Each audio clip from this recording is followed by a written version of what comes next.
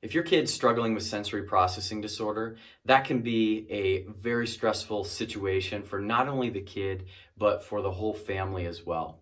This is a time of year in South Central Wisconsin where we as families want to be going to apple orchards and pumpkin patches and fall festivals. But as we know, if for a kid that's struggling with sensory challenges, that can be an absolute nightmare of an event.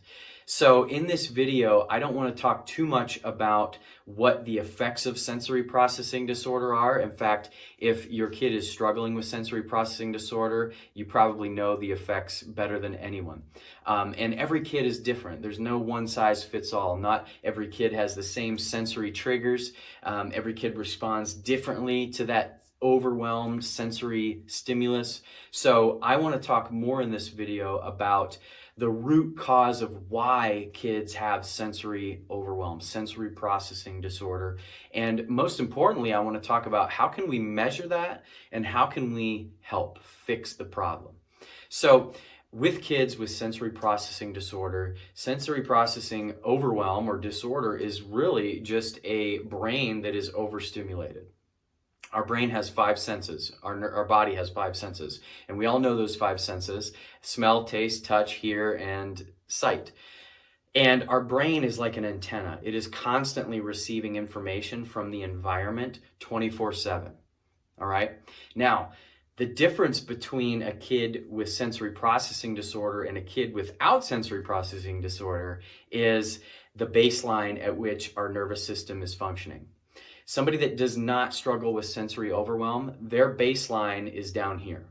So we are hearing and we are taking in this information from our environment. And then when we go to let's say a large crowd or a big event where there's lots of sight and sounds and smells, then we have the ability to take in and filter out all that extra sensory stimulus and process it effectively.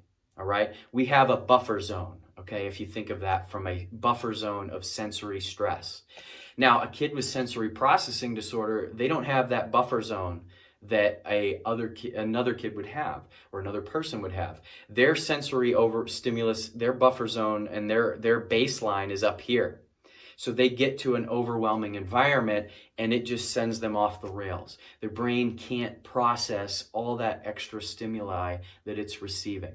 So a sensory processing disorder is very simply stated. It's a sign that the nervous system is stressed. The nervous system is overwhelmed at baseline. Now, how does a kid get to an overwhelmed sensory baseline? Well, we want to go all the way back to the pregnancy and the birth. All right. The nervous system is the brain and the spinal cord and all the nerves that go throughout the body. When a baby has a stressful pregnancy or the mom has a stressful pregnancy and which oftentimes leads to a stressful birth and delivery, the birth process is one of the most overlooked events in our lifetime, in anyone's life, because there's lots of pulling and tugging and twisting in the baby's head and neck. Well, the head and neck, that upper neck area, the bones that surround the nervous system up there, if they become misaligned and stuck, that overstimulates the nervous system.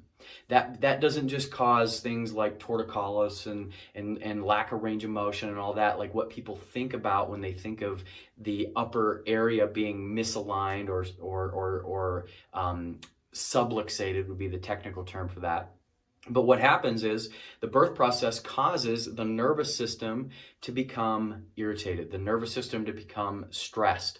And that triggers the nervous system to be overstimulated. That heightens our senses. That heightens that baseline of sensory stimulus that a kid has.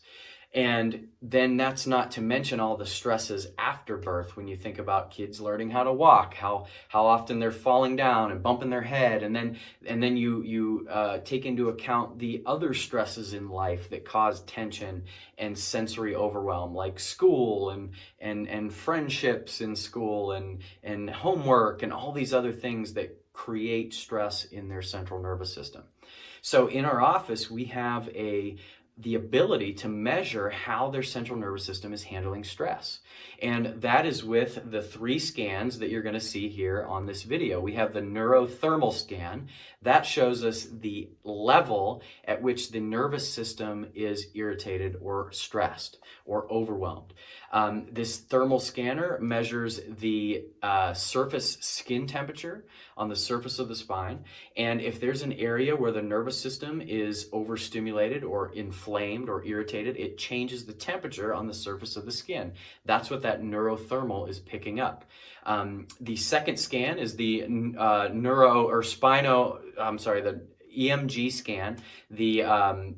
This EMG scan is measuring tension and stress, muscle activity, neuromuscular activity within that neural spinal system. The third scan is measuring heart rate variability. That is a global overview of how the nervous system is spending its time. Is the nervous system stuck in stress mode, or does it have the ability to adapt to those stresses of life, be it large crowds or lots of sound or lots of light or you name it?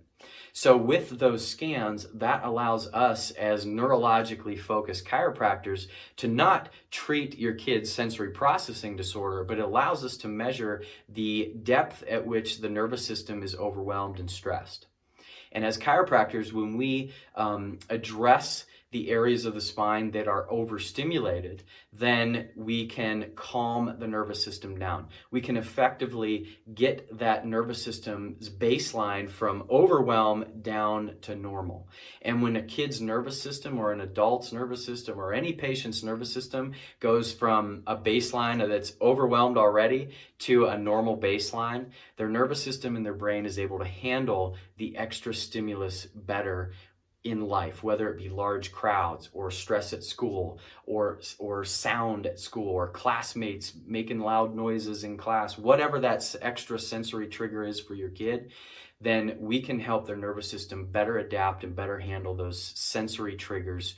And that is going to lead to a calmer, more relaxed, more easygoing, better handling transition kid that is going to very much so respond better in environments like apple orchards and pumpkin patches and fall festivals and all the stuff that we want to do as a family in South Central Wisconsin. So please, if this is something that you feel is interesting or you know somebody that is struggling with sensory processing disorder, please give our office a call and let us do some scans to see if we can measure how much stress the nervous system is under for your kid or your child or your husband or whoever it is. And if we can find that their nervous system is in fight or flight, in stress mode, more than it should be, that is something that we would love the opportunity to help you or your family member with. So thanks for watching this video, and we'll catch you next time.